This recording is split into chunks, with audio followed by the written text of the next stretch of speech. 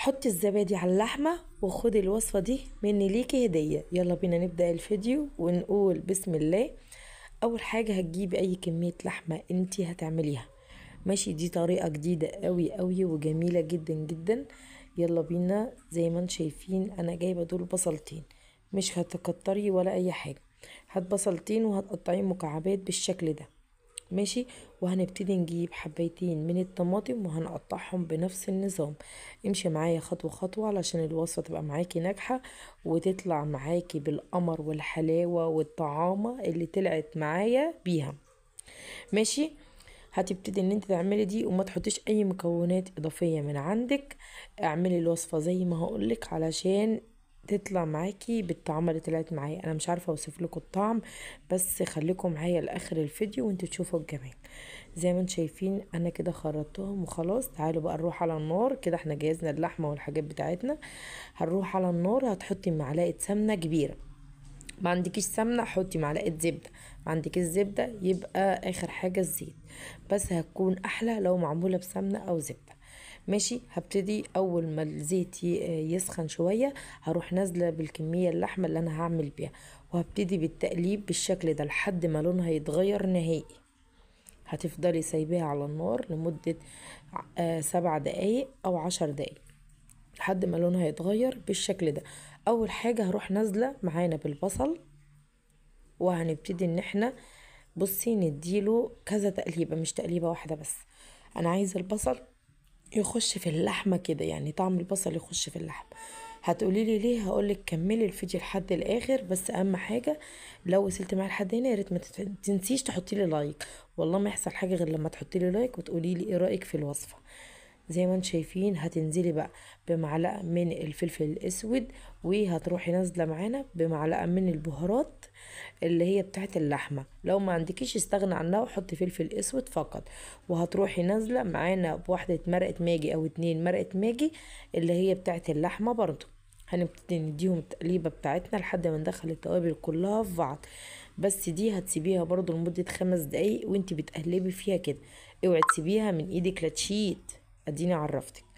وهتبتدي ان انتي تديها كذا تقليبة كده، وهتكوني مجهزة الطماطم بتاعتنا جنبنا. احنا جهزناها في اول الفيديو علشان خاطر ما نسيبش اللحمة على النار. كل حاجة تكون جاهزة جنبنا. هنبتدي برضو نديها كذا تقليبة بالشكل اللي انتوا شايفينه ده. زي ما قلت لكم ما تضيفوش اي حاجة غير الخطوات اللي انا قلتها علشان تطلع معاكم الوصفة حلوة وجميلة جدا جدا. ودي كمان تنفع في اي عزومات تبقي عاملة اللحمة بطريقة مختلفة. هنبتدي ننزل بمج واحد بس من المية. عايزة مج واحد، ما تكتريش اكتر من كده. هقولك ليه، بس برضو كملي معايا الفيديو. هبتدي بقى ان انا اغطيها واسيبها تاخد كام غلوة كده، يعني غلوتين 3 واروح راجعة لها. بصي المية لسه ما اتشربتش، لسه فيها سنة من المية. هروح نازلة عليها تاني بشوية من المية الحلوين اللي انتي عايزاها. عايزة اعرفك ان كل الشوربة دي هتتشرب، اللحمة هتشربها. والخطوة اللي احنا هنعملها هتخلي اللحمة معاكي زي الكهرمان. بصي هي كده خلاص دخلت على السوا. انا حطيت المية لما لقيتها داخلة على السوا. لقيتيها لسه نية وما استوتش خالص، بتسيبيها في نفس المية، بتزودي المية سنة بسنة ما تكتريش. زي ما انت شايفة كده خلاص كده اللحمة بتاعتنا استوت. هتبتدي تكوني مجهزة جنبنا بقى معلقتين من الزبادي بيعاير، يعني معلقتين زبادي كبار بيعاير علبة من الكبيرة العلبة اللي هي الصغيرة ولا ايه معلش. وهتكوني مجهزة معانا دول معلقتين دي عشان ما كانش عندي نشا. لو انت عندك نشا ابعدي الدقيق وخلي معلقتين من النشا ماشي على معلقتين الزبادي. وهتبتدي ان انت تقلبيهم وتروحي جايبه شويه شوربه من اللي احنا عملناها الحلوه الجميله دي.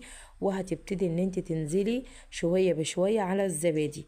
بصي انا عايزه يعني ايه، يعني حوالي هحط عليها حوالي مغرفه، بس هاخد المغرفه على مرتين كده او 3. وهتبتدي بالتقليب لحد ما الزبادي برضو بصي بيشرب الشوربه. وهنبتدي بقى ننزل بالخلطه بتاعتنا الجميله دي تحفه على اللحمه. ماشي. هنبتدي بالتقليب بالشكل ده وهنسيبها لمدة 10 دقايق أو ربع ساعة على النار لما تبقى معاكي بالشكل ده. خلاص كده بسم الله ما شاء الله. زي ما انت شايفة الشوربة تقيلة مش خفيفة على فكرة، بس هو مش باين في الفيديو. ولو هتكون نشا هتكون اتقل من كده وهتكون معاكي حلوة قوي. انا بقى مجهزة ايه شوية رز كده ابيض، وهبتدي اروح حاطه حتتين تلاتة كده جنبها بشوية شوربة، واحلى اكلة. ومفيش تسلم ايدك ولا ايه؟ يعني اكتبوا لي كده تسلم ايدك في التعليقات. عايزه اقول لكم الوصفه دي سهله جدا وبسيطه وحلوه قوي قوي قوي، وتكفي يعني كذا فرد مش فرد واحد بس. لو كل واحد اخد حته لحمه وطبق رز، والله العظيم حاجه كده عظمه. واشوفكم في امان الله.